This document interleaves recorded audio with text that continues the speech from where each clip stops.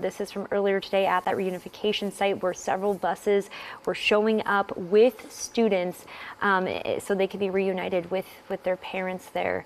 But again, this was just an absolutely traumatizing and terrifying moment here in Middle Tennessee.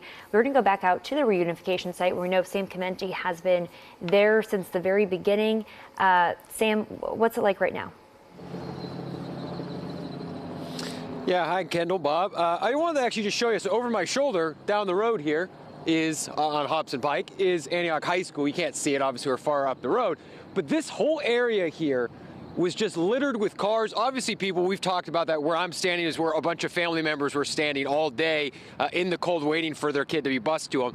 But just looking down this road here as you're heading down towards where Antioch High School is, it's cleared out completely. I mean, there's still a couple cars, I guess, far away down there off to the side, but there were no space whatsoever. The police had blocked it off. We were trying to walk down there and talk to people in their cars parked along the side of the road here to hear their stories, what was going on, but the police were not letting us get even that close to Antioch at that time. And I talked to so many different people in the hours that we've been out here waiting at the reunification site, what was the reunification site.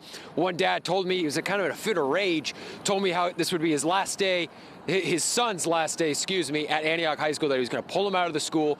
He was waiting here, obviously, to get his son, communicating with him as he was in the auditorium, waiting for him to get dropped off so they could get out of here. And he's like, this is the last time he'll be going to school here. Obvious frustration. And I also spoke with a group of former Antioch High School students. They had just graduated. They were in school at college. They heard the news of the shooting. One of the guys in the group had sisters in the school, so they all rushed over here together. And I talked to one of the kids who had heard a story firsthand from one of his friends, still a student at Antioch High School. His friend was telling him what he saw inside the cafeteria earlier today. Take a listen.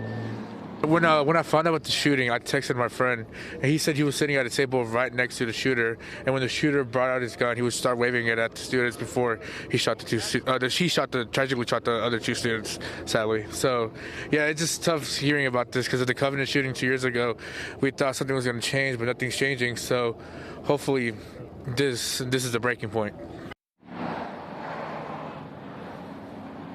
And those are the scary stories that people are going to be telling and hearing for weeks now after this tragedy here at Antioch High School. And it's just, guys, as you've talked about, you just think about the fact that these are kids. These are 16, 15, 17-year-old kids just learning how to drive in some cases, just driving themselves to school for the first time. And this is something that they have to live with. And you also mentioned earlier that there was someone I spoke with, a mom whose daughter has now lived through 2 different shootings. She had been in a previous shooting. Her daughter at a restaurant about a year ago, from what she was telling me briefly. She was, emotional, taking her daughter, getting her out of here, but she was telling me about this. And so her daughter, who's 16, has now been witnessed 2 separate shootings in her lifetimes. It's just horrifying, guys, and I'm glad to know that everyone in this area has now gone home and is safe after today.